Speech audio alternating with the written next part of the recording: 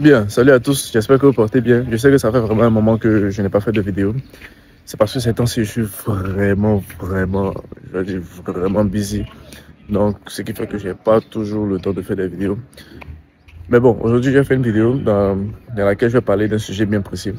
Alors, il y a de cela quelques heures, bon, je vais dire quoi, hier, j'ai eu à discuter avec des amis parce que j'ai été assis avec des amis, ça faisait, ou plutôt un ami, ça faisait longtemps qu'on ne s'était pas vu ce genre de choses-là. Donc, on a eu à s'asseoir et discuter. Et au cours de la discussion, nous avons parlé on a parlé un peu d'argent, ce genre de choses-là.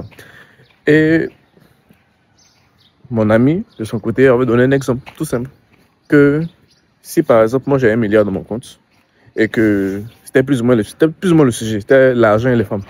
Parce que généralement, les hommes qui vont s'asseoir parler des macro-topiques, mais ça me fait partie aussi de cela. Les femmes, l'argent, le sport, ce genre de choses-là.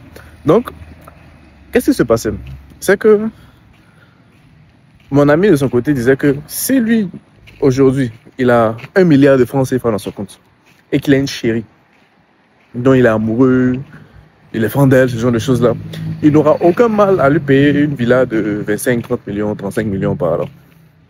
Tu vois? Et qu'il est même, il est même capable de en acheter deux. Et moi, je dis que c'est une erreur. Financièrement parlant, c'est une erreur. Tu vois? Il a dit oui, mais il a 1 milliard dans son compte. 1 milliard, c'est beaucoup, ça va pas finir, ce genre de choses-là. Mais 1 milliard, quand tu enlèves 100 francs dedans, ce n'est plus 1 milliard. Ce n'est plus 1 milliard. Et parce qu'on n'était pas seuls, les autres aussi de leur côté, on dit tout simplement que quand tu as 1 milliard dans ton compte, si tu as 1 milliard dans ton compte, les banques même vont te dire tout simplement de donner cet argent-là, de déposer cet argent-là en banque.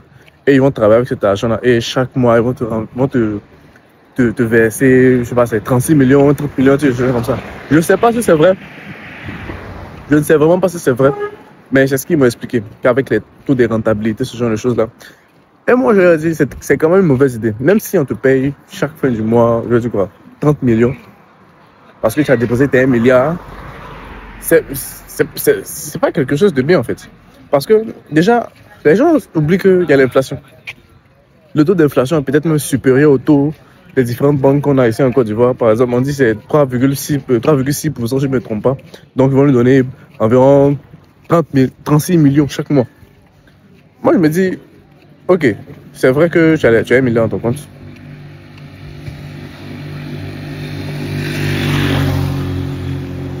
C'est vrai que tu as 1 milliard dans ton compte. Mais comme j'ai dit tout à l'heure, quand j'enlève 100 francs d'un milliard, c'est plus 1 milliard. Et en fait, il y a un volet dont ils n'ont pas vraiment prêté attention.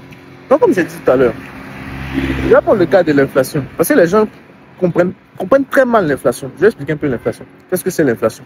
L'inflation, c'est la hausse des prix sur le marché, de manière toute simple. C'est que tout sur le marché va augmenter de prix à cause des différentes... Il peut y avoir la spéculation, il y a plusieurs choses. Les personnes qui ont plus ou moins quelques notions d'économie peuvent bien vous expliquer cela. Mais l'inflation, je vais vous donner un exemple tout simple afin que vous puissiez comprendre comment est-ce que l'inflation fonctionne. Supposons que vous voulez lancer un projet. Supposons que vous voulez lancer un projet tout simple. Et que ce projet-là, il vous faut 10 millions pour lancer ce projet-là maintenant. Donc vous vous dites quoi? Ok, je vais économiser par exemple 1 million sur 10 mois afin d'avoir mes 10 millions et lancer mon projet. Mais le souci c'est quoi? C'est qu'avec le temps, tout sur le marché va augmenter. Ce qui fait que pendant les 10 mois là, par exemple 10 millions qu'il fallait que vous utilisez pour lancer votre projet, ça va passer à 15 millions. Dans votre compte, oui, c'est vrai que vous aurez les 10 millions. Mais pour pouvoir lancer votre projet, il vous faut plus de 10 millions. Parce que, par exemple, la marchandise ou la machine que vous devez importer, là, son prix a augmenté sur le marché. Par exemple, le transport a augmenté sur le marché.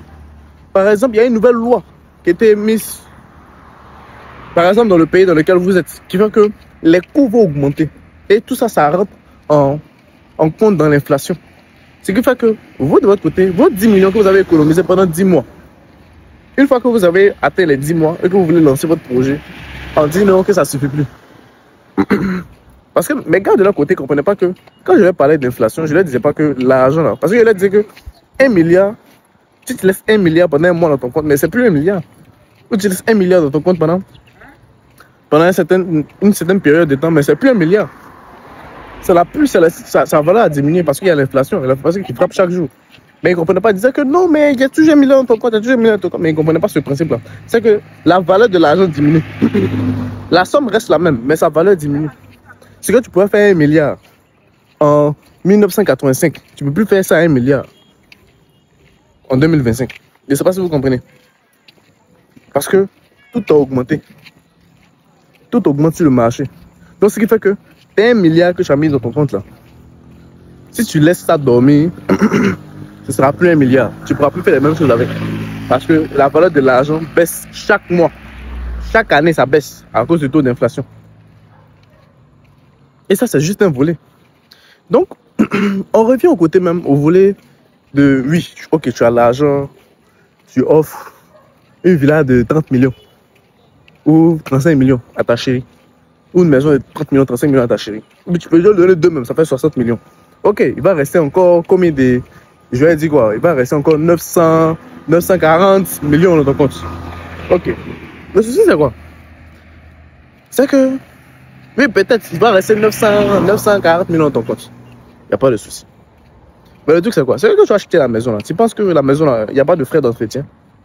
On ne paye pas l'eau, on ne paye pas le courant. Il n'y a pas d'imprévu dans la maison. Il n'y a pas de réparations à faire dans la maison chaque mois. Tout ça, ça représente des coûts. Imaginez-vous une maison de 35 millions. C'est une maison basse même. De 35 millions. Imaginez-vous, sur l'année. Imaginez-vous sur l'année. Combien est-ce que ça représente en coût? En argent. Oui, ok, tu as 1 milliard sur ton compte, là. Mais tu vas payer tout ça aussi. Payer c'est toi qui l'as fait la maison, là. Donc, tu vas assumer le reste. Parce que si tu as fait une go, elle n'a pas forcément les moyens de pouvoir s'occuper d'une maison je vais dire quoi, des 30 millions, mais des 35 millions. Tu lui donnes deux. Tu lui donnes deux. Je pense que les frais d'entretien, là, qui va gérer. Parce que ce qu'elle vit de la maison, là, il faut la nourrir aussi. Il faut payer l'internet, il faut payer les meubles, il faut payer tous les travailleurs qui viennent avec. Tout ça, ça représente un coût. Et chaque mois, il y a des frais qui viennent. Les frais d'entretien. Il y a l'eau, comme je dis, il y a l'eau, il y a le courant.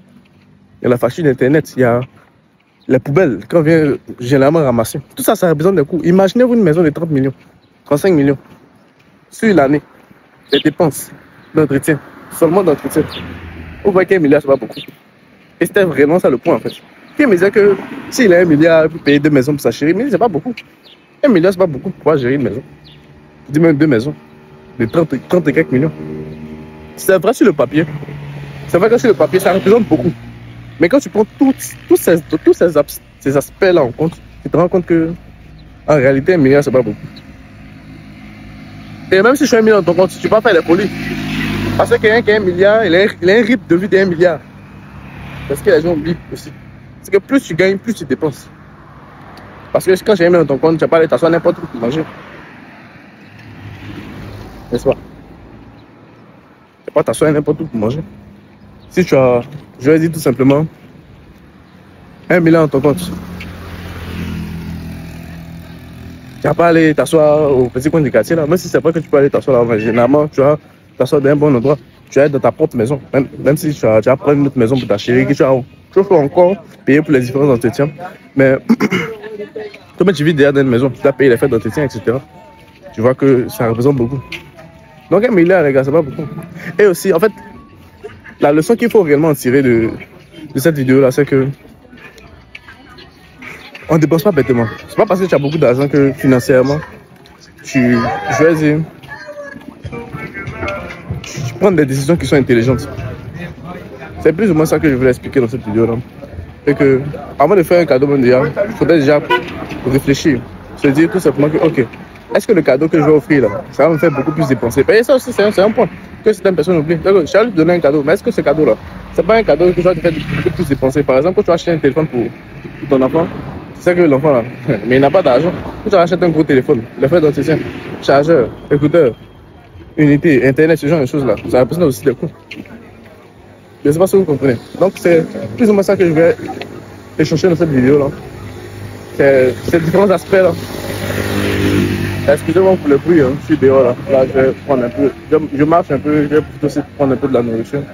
mettait ces différents aspects-là dont je voulais vraiment, sur lesquels je voulais vraiment m'expliquer ou m'exprimer dans cette vidéo-là. J'espère que vous avez pris conscience de quelque chose. Si c'est le cas, bon, likez la vidéo, abonnez-vous à la page Jeune et Patron, à la chaîne YouTube Jeune et Patron, et je vous dis à la prochaine. Bye, c'était Alex Akai.